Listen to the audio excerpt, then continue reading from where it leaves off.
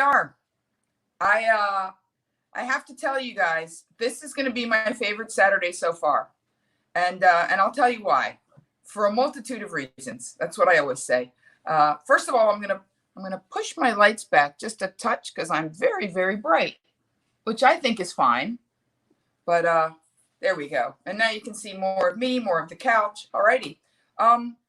So it is our 8th show. 8 times we've been hanging out together. I love that. When I say 8 times, it's not 8 times. It's 800 times. It could be 8,000 times. May 31st, 1990 was the first time I set foot on stage as an open micer. And so I'm coming up on my 30th year. And as I was preparing for tonight's show, and I was thinking of comedy, because I thought I would like the show to be a little bit funnier. I have a cushion, because just so you know, if you've never been on TV, people on news couches are never comfortable. Those couches are only this deep, this deep, because you're supposed to sit up and sit on the edge like this, you know? But that's not my jam. You're in my home. You're seeing all of my vintage and thrifty stuff. Today, on my 3:30 that I did a little house tour because I didn't want to be on camera because, look, boys and girls, I have fresh hair, freshly cut, freshly dyed. And we'll talk about all of that in a minute. I don't want to get ahead of myself.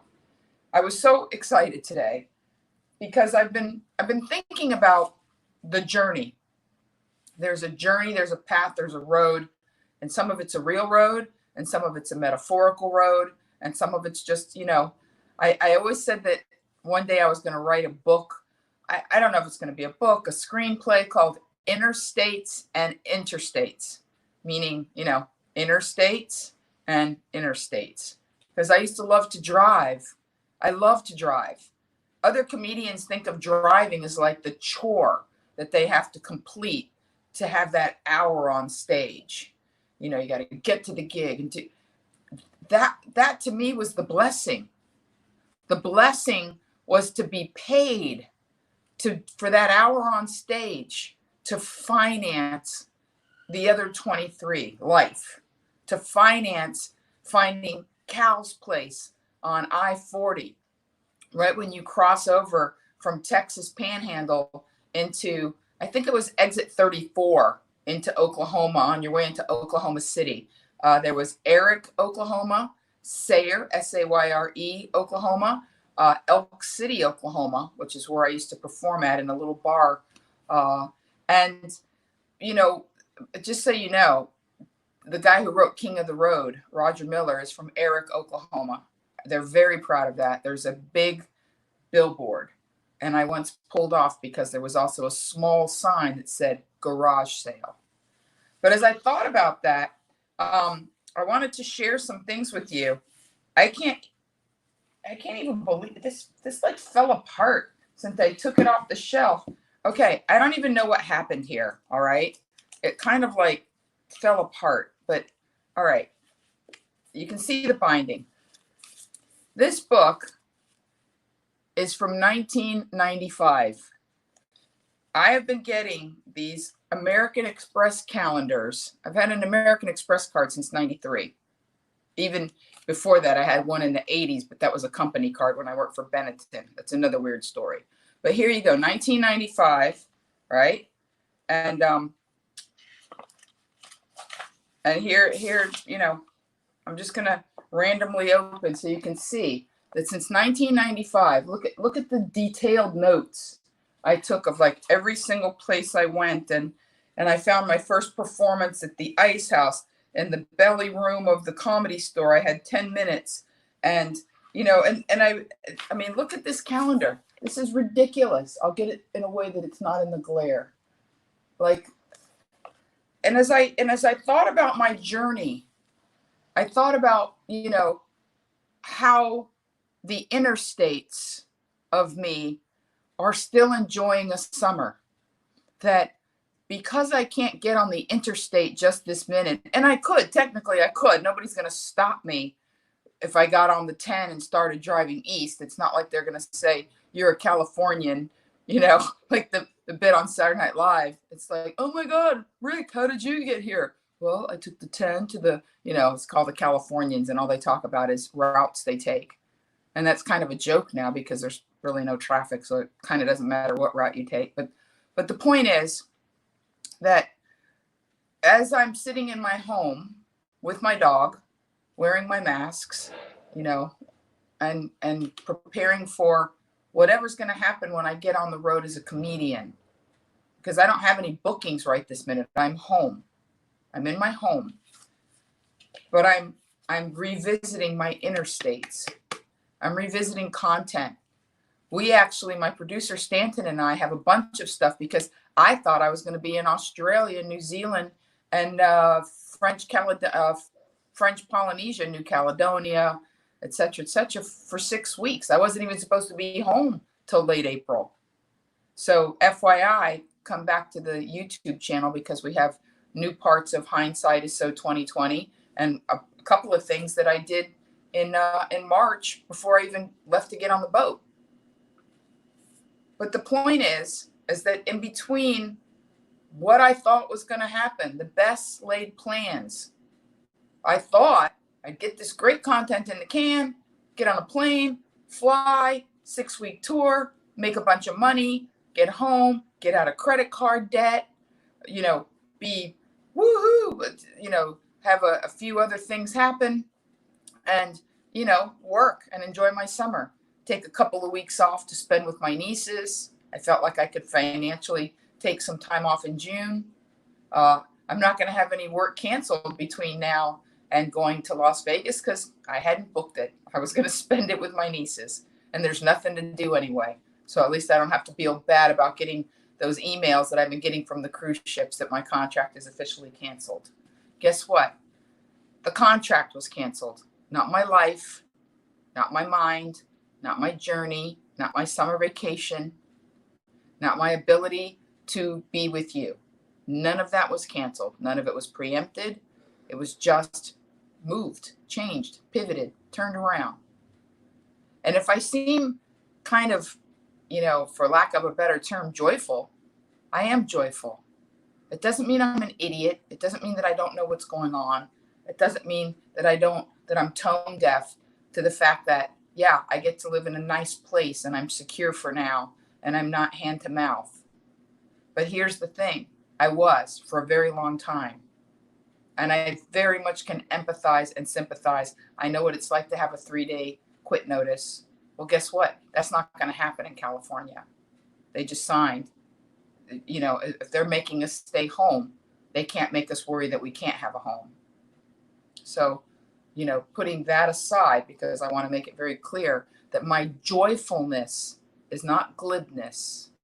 My joyfulness comes from an understanding that I have lived a life where I've sought to follow my dream, call it whatever you want. And that's led to a lot of ups and downs. It's led to a lot of successes and failures and high moments and low moments. But as I was getting my things organized to share with you, you will not remember your life the way it happened, boys and girls.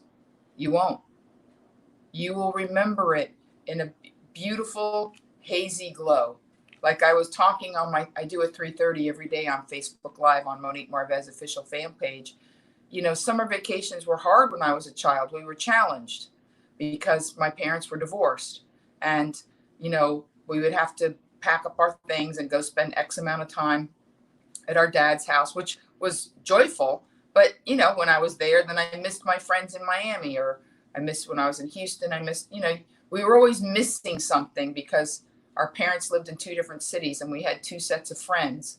We had our summertime friends and our school year friends. And we would miss out on enjoying summertime activities with our school year friends. We would miss a lot of fun summer stuff. And so, as I thought about how I miss things and how that created challenges for me, I thought, well, there's a lot of people that have challenges right now that I can thoroughly understand. I actually was Instagram messaging because that's the world we live in. She doesn't text me. She doesn't even call me. My niece posts things on her story and I hit buttons that send little emojis flying across the story. That's how me and my niece talk to each other. And I love her. And she's graduating high school this year. She's worked very hard to get good grades. And nothing's going to happen. No, they have an enormous football field. They could easily social distance. They could easily.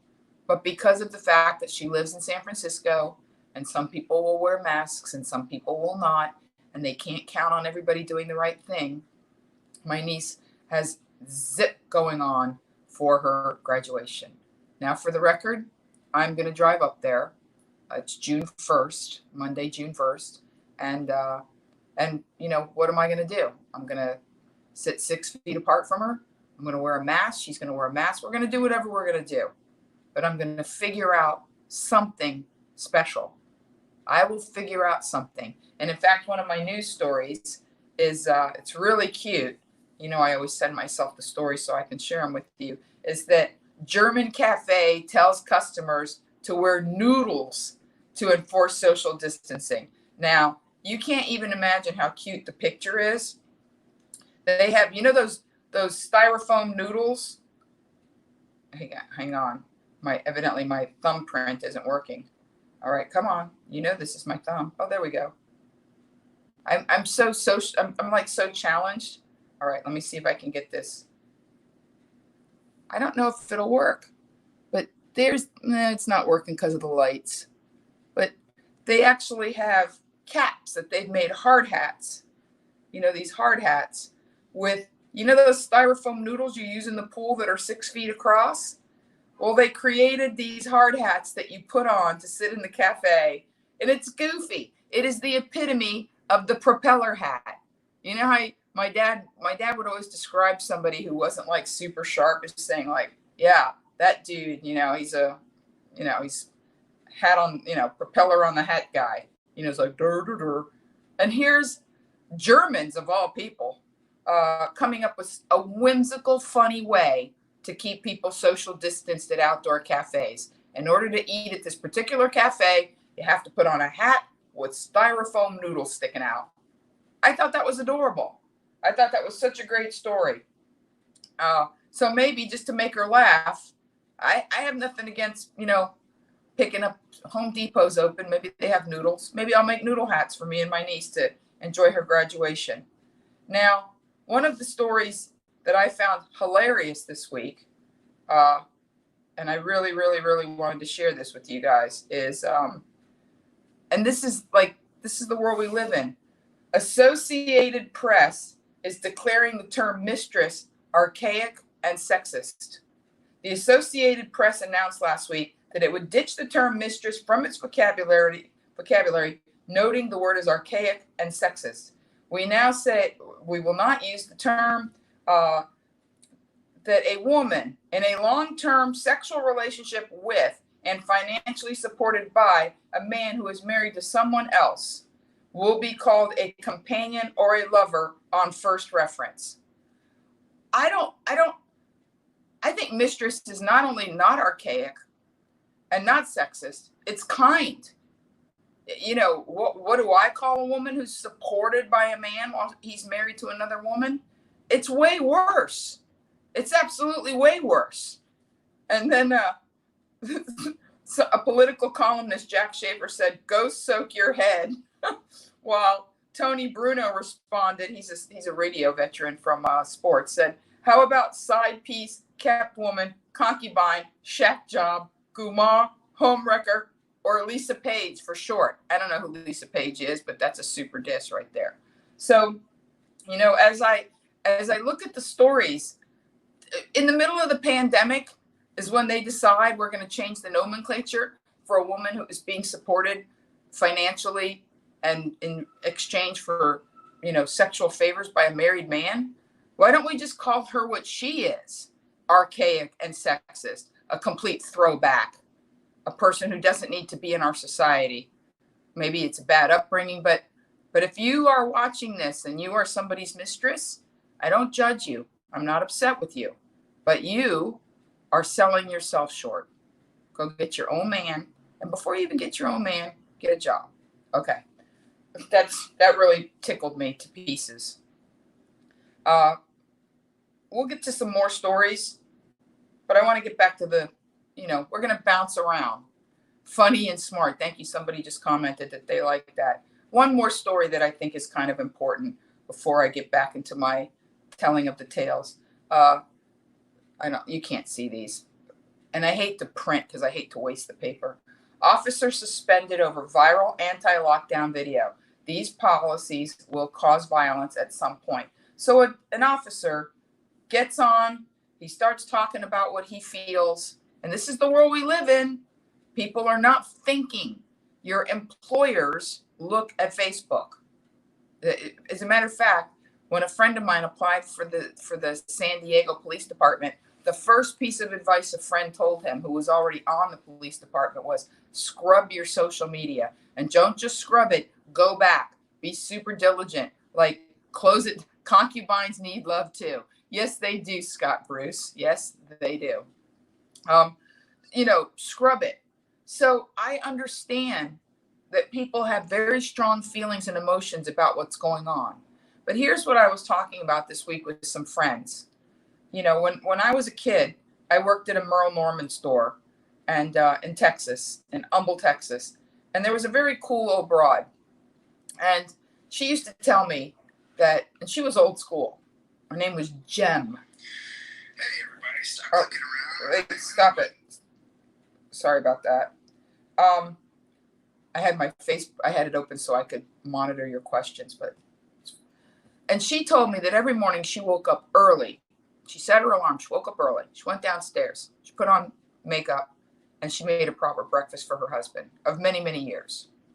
And I asked her, what the story was with that, because it seemed like an extra 30 minutes in bed would be pretty awesome since she didn't always have to work the early shift. And she said, Monique, if that man, who I adore, and she did, were to die in a fiery car wreck, God forbid, 1,000,000 times, I would want his last image of me to be a lovely woman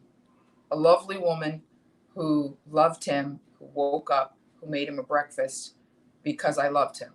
Not because it was expected of me, not because I'm a Stepford wife, not because it's 1968, but because out of the goodness of my heart, because he goes out and he earns a good living and we have a wonderful life, I feel compelled to make him a loving breakfast, to look nicely, and to always tell him that I love him on his way out the door.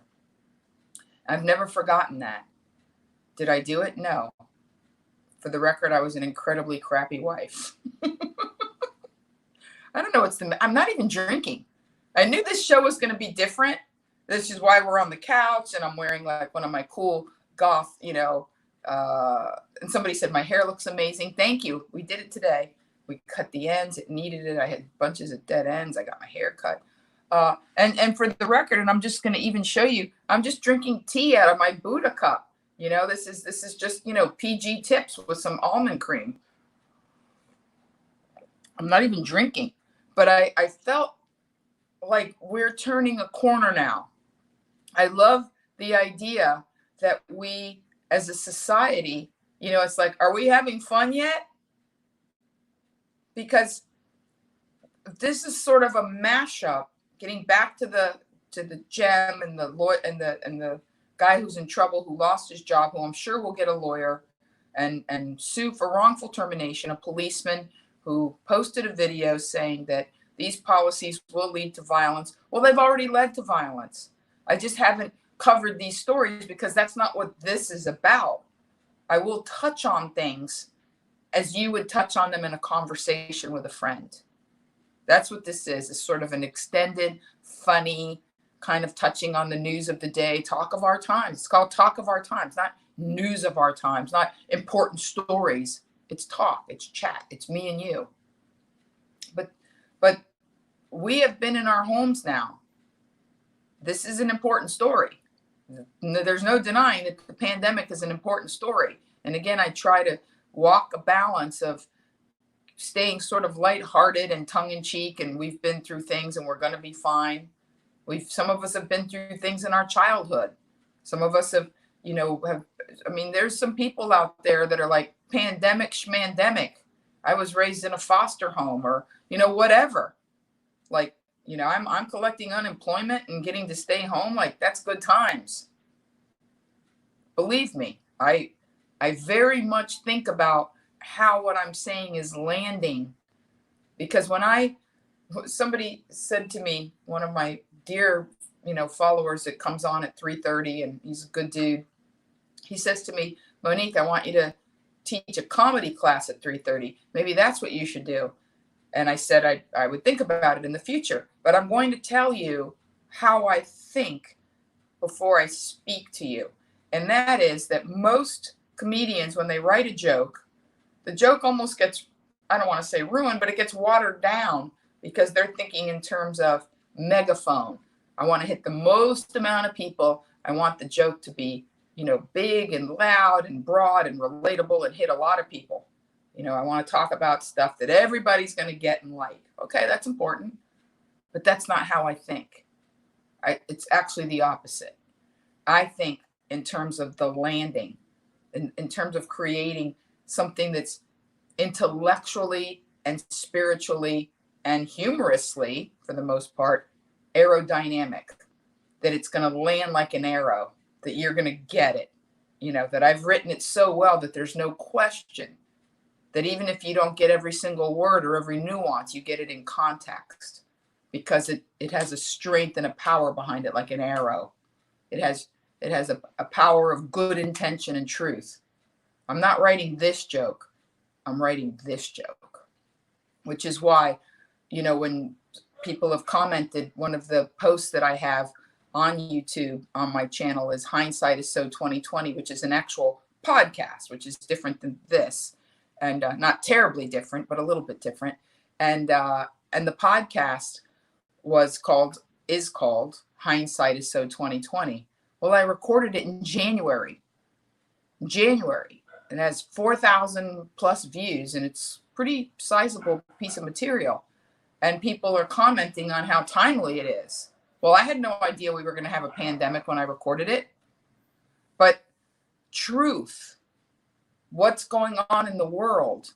See, what this pandemic did, as far as I'm concerned, was act as an accelerant for a lot of trends and things that were already in motion. Working from home and delivery, and think about the world we were living in just prior to the pandemic. Other than the fact that we can't go to bars and movie theaters, and we love all of these things. But let's be honest, for years, all we've read about is the decline of so many external activities because of the fact of Netflix. I remember when Netflix was a little envelope. How many years ago does that feel like, when you would order Netflix and they would mail it to you? That doesn't even seem real. Netflix, like in your mailbox. Yeah, that was 10 years ago. Just 10 short years ago, you got an envelope. And now, bam, you got it. You have it on your phone.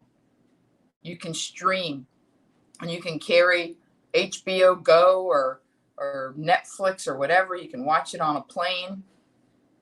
So the decline of people actually going into movie theaters has been happening for ages. I remember last summer, I actually went to see Once Upon a Time in Hollywood. See, I'm actually having tea with you. I went to see Once Upon a Time in Hollywood last August. And I loved it. But not only did I want to see it in a theater, but because of the nature of the movie, I went to the Vista in the old theater. It's still a very old single screen theater right in the junction where Hollywood Boulevard meets Sunset Boulevard meets, Hillhurst, that whole Vermont kind of hipster area. And I loved it. When was the last time I went to a theater before that? Shrug. I go to the El Capitan to see Disney movies, but it had been a while since there was anything I wanted to see there. So you love my Buddha cup. Thank you, Evie. I do too. I love this cup. There's nothing random in my whole house. Not one thing. Every single thing in my house has a story. Like, I could literally fill 5 video blogs of me telling you the random frame or book I picked up in Jackson, Tennessee, in a thrift store in Jackson, Tennessee. So when you think about the fact that more and more people are like, it's hard to have a restaurant, it's hard to have a bar. Thank you, Jose. I'm glad you like my hair. It's hard to have a restaurant. It's hard to have a bar. We have Postmates. We have Uber Eats. We had all of these things were in place. In fact, I remember a friend complaining that she was gaining weight because we have a single brand of yogurt called Frog frozen yogurt in Hollywood. It's not a big chain. It's not like Pinkberry. And Frog delivers in Hollywood. And once she discovered how much she loves Frog yogurt, she just had Frog yogurt brought, bam, Frog yogurt all day long. By the way, I've never even tasted it because I'm one of those people that when I like things, I get obsessed. I remember starting to eat at Pinkberry almost a decade ago. It got bad. Like my Pinkberry obsession got bad. So I haven't even tasted Frog. She says it's pretty good. So when I talk about the pandemic, when I first did Hindsight is So 2020 in January, the pandemic is an accelerant. It has sped up. Yeah, there's some sidebars. Yeah, there's a disease that's killing people. Okay, I get that. I also get that we are at the highest level of unemployment since the Depression. I get that too. I'm not ignoring these things. But even the fact that this policeman came out and said, hey, you know what, having this, keeping it real, I've got one of my doors open because it's kind of warm with the lights. So you'll hear a siren in a minute. And by the way, today we've been hearing helicopters all day. And I think it's because I read an article that said that cell phone companies can tell if people are truly social distancing. Your phone is like Big Brother. They can look at the metadata and see if people are congregating. They can see it. If where the groups of people are, and they're like, oh, that's a Trader Joe's. That makes sense. And they're 6 feet apart, whatever. But we've had helicopters flying over our building because we have a rooftop, and they're just checking to see if people are following the rules, or they're sneaking into parks, or they're doing whatever they're doing. And talk about keeping it live. Police sirens, hi, Monique. No, I'm okay. Talk about keeping it real. Yesterday, the Blue Angels flew over. I think it was the Blue Angels, flew over to salute first responders. If you've never been underneath the path of those guys, which I hadn't since the 4th of July show in 1971, in the summer of 1971. Wow, that's crazy. The summer of 1971, I was in Delaware. On summer vacation with my cousins and the Seckmans. And it doesn't get any more American than the Seckmans. It's a branch of the family, and they're like total Delaware white people, nicest people in the world. They lived on a little dead end street called Burnhaven Lane. And at the end of Burnhaven Lane in Delaware in 1971 was an actual dairy farm. A dairy farm with real cows. When I say that, I mean, they didn't have like organic this or what. It was a dairy farm with loose cows. And I don't know how they milked them. I'm sure they might have had but it's 1971. I'm sure they didn't have that auto, But once I discovered that there were cows at the end of the street, they could not keep me in the house. There was something about cows I'm from Miami, Florida. You think I'd ever seen a real cow farm? So, but I digress. See what happens? I was on Burnhaven Lane. But the reason why I was there, I was getting to a point, was that in the summer of 1971 was the first time I had a real, like, white people. And when I say that, I'm a white people, but I'm like, Miami is like Miami. It's Miami. It's the capital of Cuba, as I say in my act.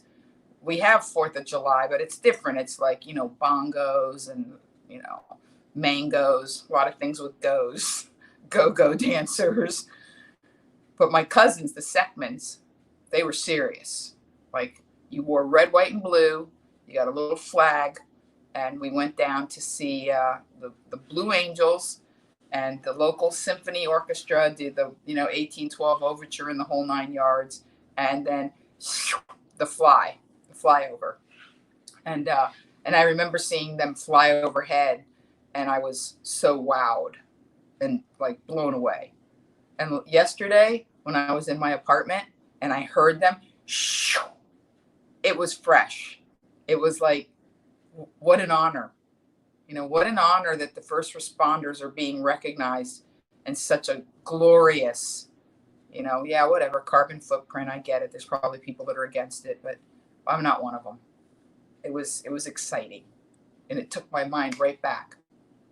Bam. So here we are, the summer of 2020. And some of us are still going to get on the interstate, and some of us are going to stay in our interstates. And 25 years. And as I went through and I thought about what I wanted to talk to you about, I wanted to talk to you about accelerant, speed.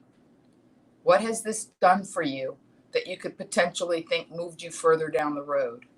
It kicked your ass. I have a friend who's a life coach. She's worked with Tony Robbins for years. She's done walked over the hot coals, the whole 9 yards, which incidentally I did. I actually did walk on the hot coals March 23rd, night of, I can't even believe it. It's been that long. But yeah, March 23rd of 2017. So it's been 3 years and, a couple of months since I walked on hot coals. And I would never pay money to go to a thing like that. But a friend of mine gifted me and said, I would really like to go with you and have this experience and get your feedback. So he paid a whole bunch of money for me to go to a big Tony Robbins weekend. And I don't want to get into it or be positive or negative or give you my opinion. It's not important. I went the first day, and the first day is the day that they prep you and you walk on the hot coals. So that's all you need to know, is that I made it through the whole first day and I walked on the hot coals. But my friend, she's walked on them a bunch of times. And she always refers to the Brooklyn Angel. And I say, what's the Brooklyn Angel? She said, that's the thing that comes up behind you and hits you with a lead pipe and knocks you out and beats you up. But then you wake up and you're actually in a better place. Like, you're not married to a cheater, or you're not, whatever it is, like you survived the disease and now you know how strong you are, and you're a fighter and you're a cancer survivor. So, in a way, the pandemic to me is all of our Brooklyn Angel.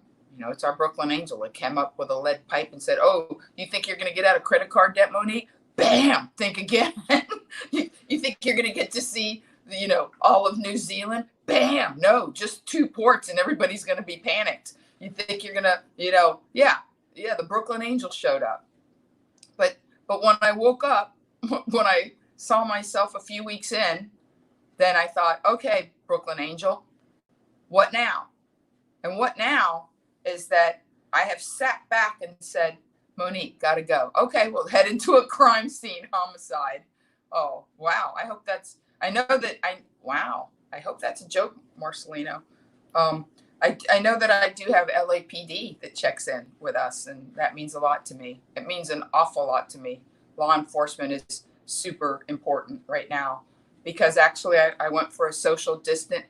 Oh, that's so sweet, Jose. I went for a social distance walk with a friend of mine this week. We walked 6 feet apart and we just had a conversation. We didn't even need noodles on our head to know that we were 6 feet apart. And he lives in a nice neighborhood, but it's like transitional neighborhood. You've got your Silver Lake and your Echo Park. They're all kind of transitioning right now and getting a little hipster. And he has a nice place, but it's in a neighborhood that isn't Beverly Hills. And he said, I'm glad that you suggested this, because I don't walk in my own neighborhood anymore. And I said, why not? And he said, well, number one, I've actually heard gunshots. I'm like, what? Gunshots. Like, we haven't heard gunshots in this neighborhood for a very long time. It was a bad neighborhood in the 80s, but now it's been good for a while. So he said, yeah, I've heard gunshots. I'm pretty sure that's what they were. And also, he said, and this really touched me deeply, and I want to put the call out to you guys. And when I say that, I mean, what are you seeing? what are you really seeing when you're out there, and what does it mean to you? Because I didn't do the math until he kind of explained. He said, I'm seeing a lot of young women sitting in cars with their windows open, like talking on the phone, and I didn't think about it. And he goes, you know what that's about? And I'm thinking, no, I don't. And he said, well, based on what they look like, their body language, he's a smart guy. He works in production. He said, those are women that can't be in the house and have nowhere to go. He said, I'm 90% sure that they're avoiding domestic violence or have already been a victim of domestic violence under these circumstances. So they're just, sitting in their car, marking time, letting the situation cool off, I guess. He said, but I feel very uncomfortable walking around seeing these things. They affect me. So I thought about how blessed I am that the most that I've seen in my immediate neighborhood is people not following the rules. I live in the middle of Hollywood. It's hipster central, skinny jeans. Everybody's still running around with masks hanging off of one ear with their little moose knuckles hanging out, slurping their takeout Jamba Juice that now they've had delivered. And I laughed today because I thought about how I had to text my downstairs and tell them that I was expecting delivery of hair care products because we're technically not allowed to have guests in the building. It's a mandate that they want to be able to trace, I guess, if somebody gets ill, that we know exactly who's been in the building, because they're taking this time to repair some things. But everybody that walks in the building has to check in and show an ID if they're maintenance workers or painters or whatever's going on. And so I, said like, oh, I have, this person who's delivering me these really nice hair care products, let them up. And, once she was up here, it's like, Katie, bar the door, we're dyeing my hair. And, but when she got here, I felt strange because I'm thinking I had to kind of pull shenanigans to get her up here because we're not allowed to have guests and she's non-essential.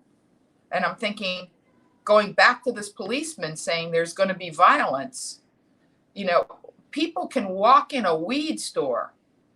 They can walk. I've seen it. As long as you're social distancing, it's been, people can buy liquor and weed. And I took my dog today to get groomed. The dog can get groomed. You can walk in and buy booze and weed, but you can't get your hair done. Who's deciding? Who's making? I get it. You can't social distance, like you're right up on somebody's head. But if she's wearing a mask and she's at the back of my head and I'm wearing a mask, come on. Like, some of these things seem very arbitrary and unfair. People have to make a living. And I started thinking about the money when they talk about opening the economy. Now, I guess as every day passes, more stuff peels off of me. And maybe that's why I feel a little drunk with honesty and a little drunk with excitement and a little drunk with, things are kind of loosening up and there's a little bit of hope. That I got an email from Universal Studios because I'm a pass holder asking me, would you come if we did this, if we did that? And, and I filled it all out. And then I read that Orlando was going to open Disney World, but now they've pushed it back to July. They had reservations June 1st and they pushed it back. But ladies and gentlemen, my concern is that people are naive and that they're saying like, well, it seems to me that this is really just about the money. Duh. And when I say that, I don't mean duh in a cynical way or duh in a glib way. I've just been alive a long time. I've been doing comedy for 30 years. 30 years. That's a very long time. Come back to Miami. Salons are opening on Monday. Good to know if I have to sneak out for the refresh. And in those 30 years, I've seen, straight out the gate, we had the Rodney King riots. We're right at the beginning of my career. We had Rodney King. We had OJ. I didn't even live here yet. We had Rodney King and OJ and you know, the Y2K and 9/11 and Katrina, and you know, all of these things have been very big, especially 9/11, very big things that we have gotten through. The war, you know, let's be honest, 9/11 was 9/11, but then we went to war, and technically we're still there. Can I say that? Does it make people angry? I mean, in the early 90s, we had like first Middle East situation, and we had the bombing of the embassy. I remember that because the embassy was bombed the same weekend that Miami was expecting a hurricane. And I remember sitting there in my apartment with the masking tape on the windows, reading, because that was when you still read the newspaper, the Miami Herald front page news of the bombing of the embassy.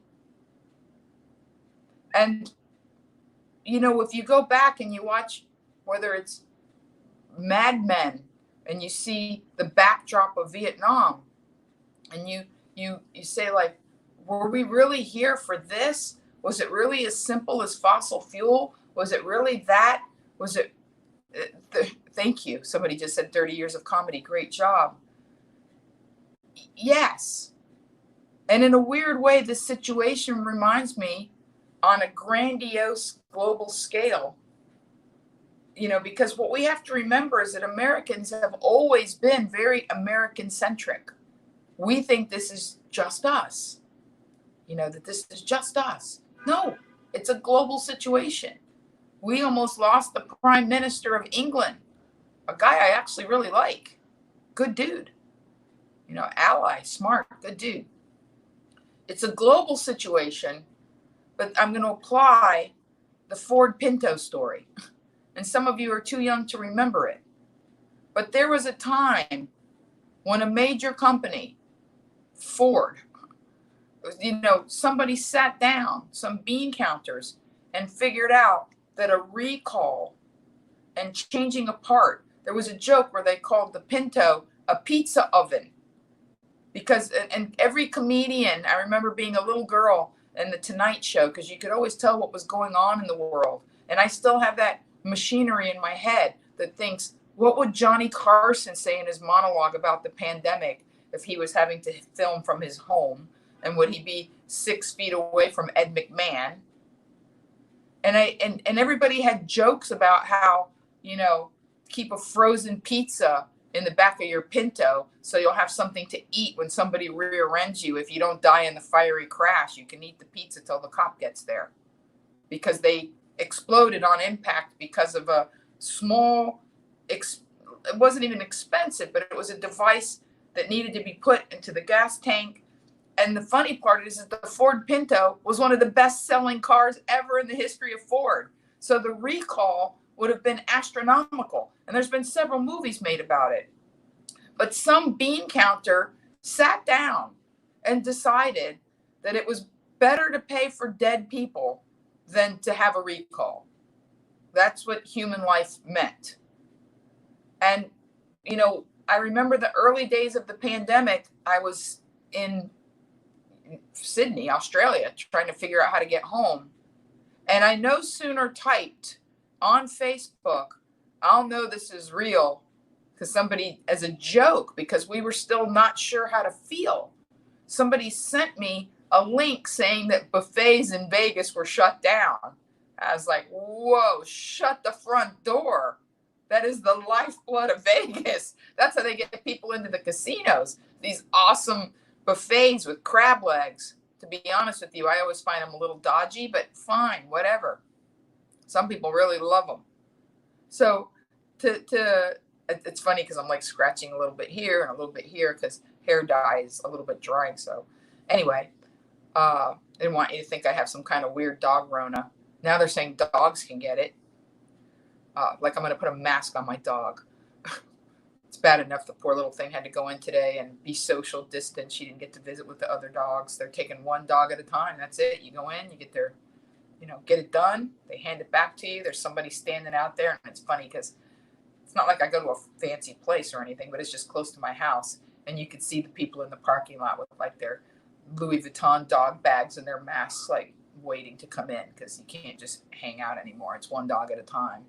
It's one bitch at a time. So getting back to, the Pinto and how to feel and buffets being shut down. Yeah, that's right. Oh, that's so funny. Somebody just posted a Pinto with Firestone 500s. That's right. Don't forget wearing a Rely tampon. A lot of people don't remember toxic shock syndrome. There was something on some tampon. I don't know if it was a coating or something they put in the cotton, but women were dying of this thing called toxic shock syndrome. And Johnny Carson had a joke, because that's how he rolled, about, some poor woman that was in a Pinto with Firestone 500s using a Rely tampon.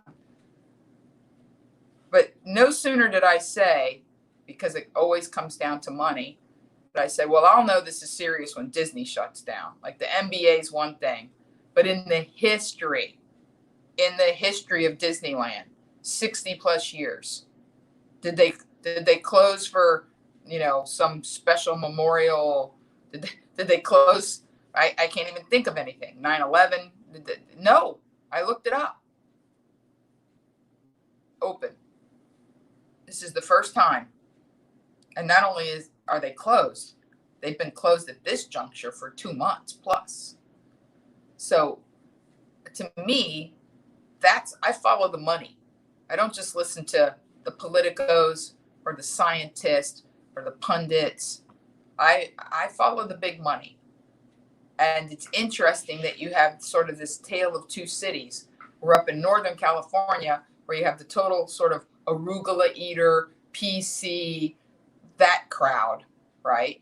And in the middle of that crowd, you have, Elon Musk throwing a tantrum like a I don't even know what to say. I'm just going to watch my words. But yeah, it's almost like when I was a little kid, if I would have acted, and I would have never, but if I behaved like Elon Musk, my mom used to grab the back of my arm and twist the little fat part like that in the grocery store and pull me aside and go, you better stop it.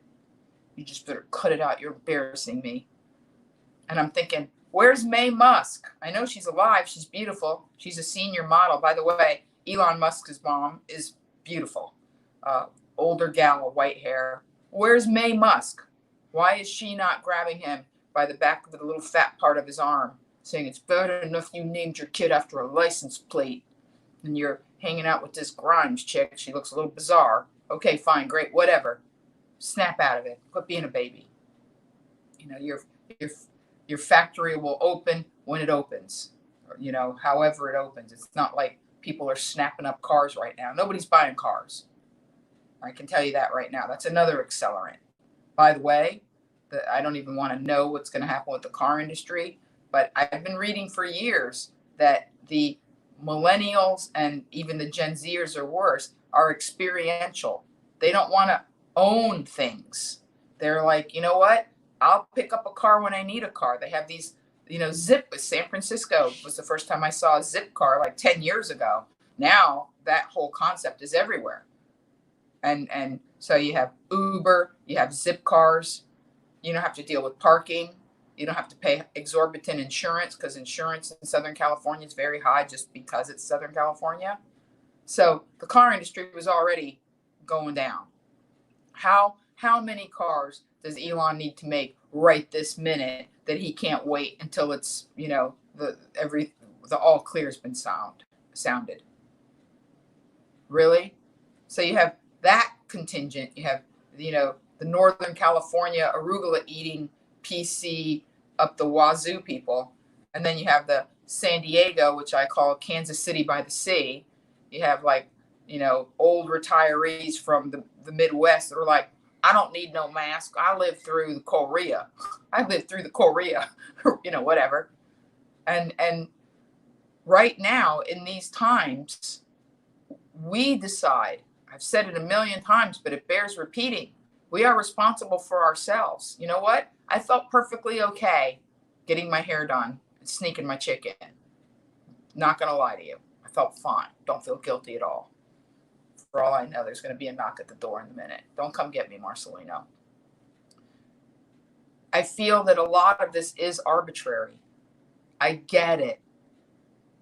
But I promise you that Disney is not looking at, what the president has to say. They're Disney.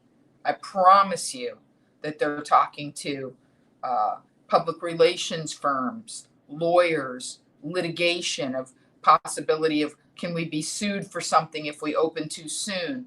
Well, what is our exposure? What is our liability? What do the scientists say? What's the best way to keep the parks safe? What's the best way to keep our money in our pockets?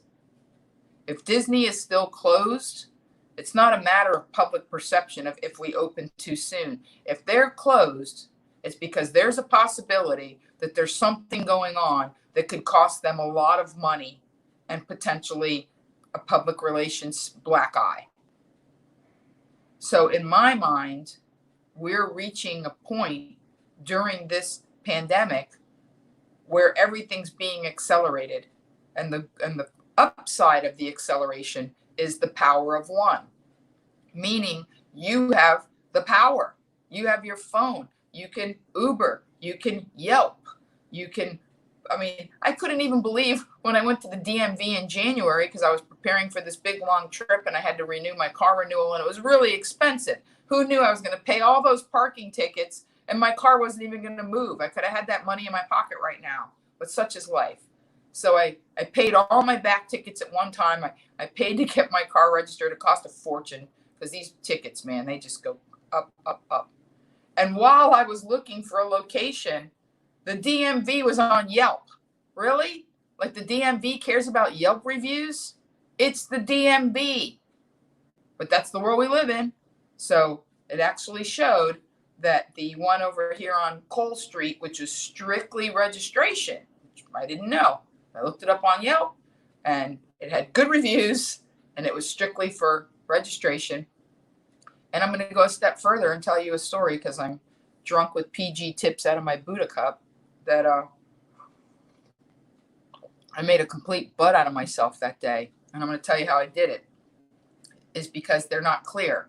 They have a line that says if you are handicapped or impaired in any way, that there's like a short line. But the short line doesn't have a chair. You would think if you're handicapped or impaired that there would be some sign, they have the chair like in the airport with the don't sit here. It's for the handicapped people.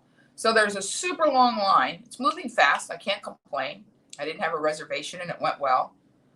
But there was this one woman who just sauntered in, looked around at the signs, and went and stood at the handicap like she didn't notice that we had a big long line.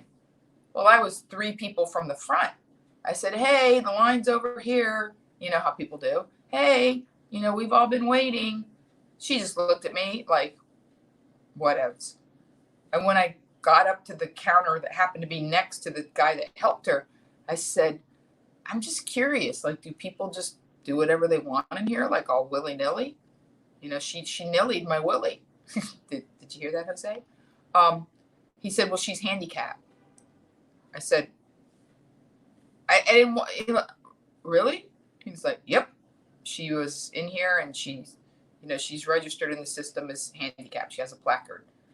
And I felt so bad, but she looked perfectly fine. So I was wondering, is she really handicapped? What does she have? I wanted to ask, but I couldn't. But I clearly was, grumpy cat. But it's like those people that get on the plane with their annoying dogs that are supposedly their, whatever, emotional support pet, which is basically $60 on the internet. You can get a vest. People are like, you should get a vest for your dog. No, I'm not that person. But, I got news for you. All dogs are emotional support animals. If you have a dog, you need that dog more than you know, especially during these times. That aside, there are people that really need dogs.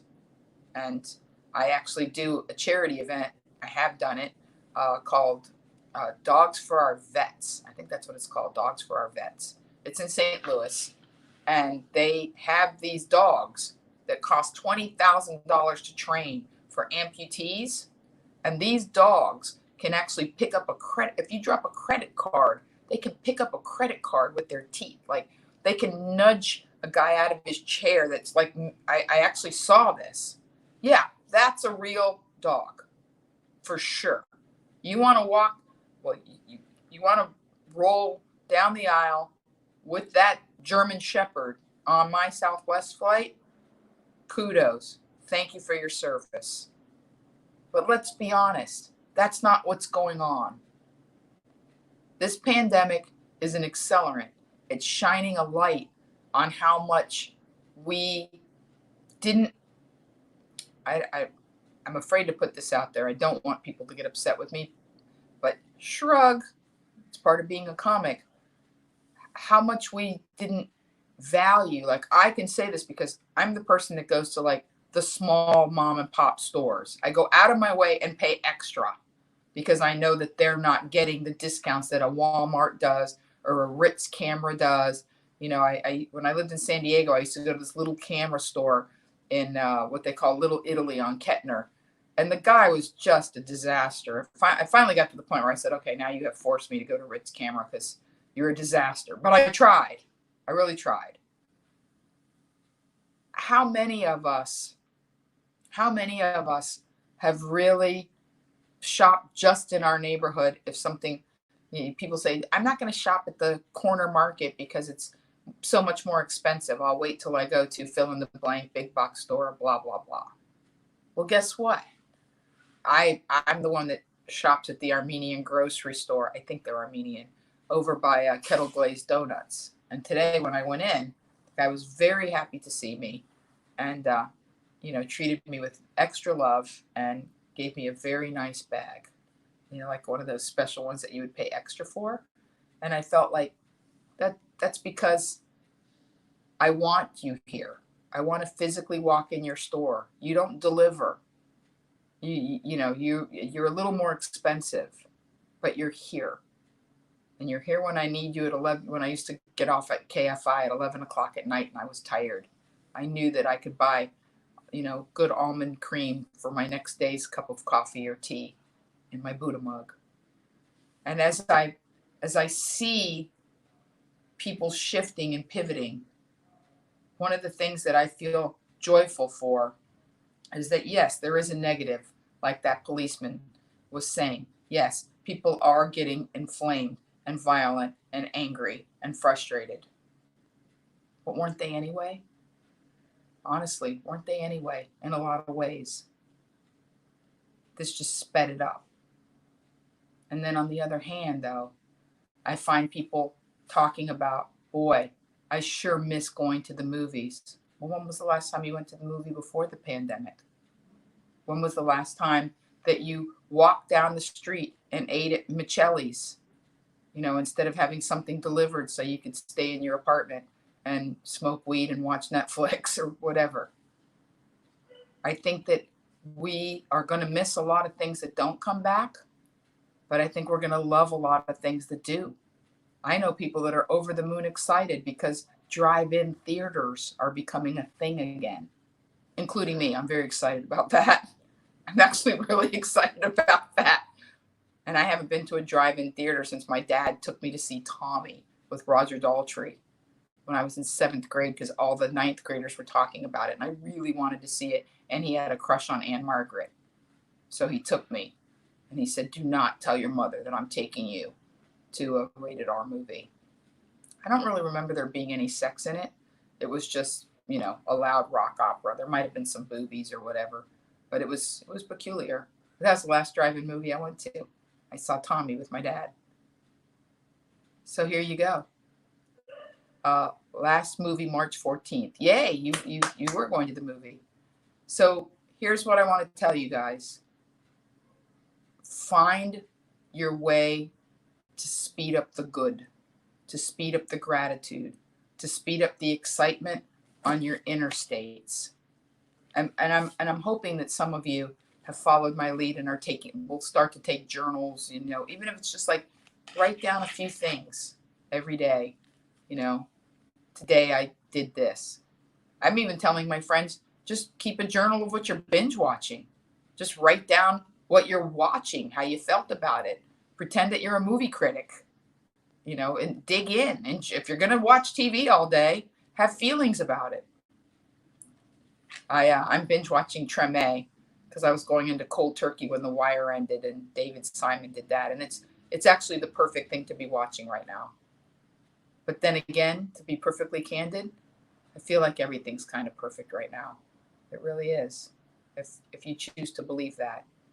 All right, here we go, guys.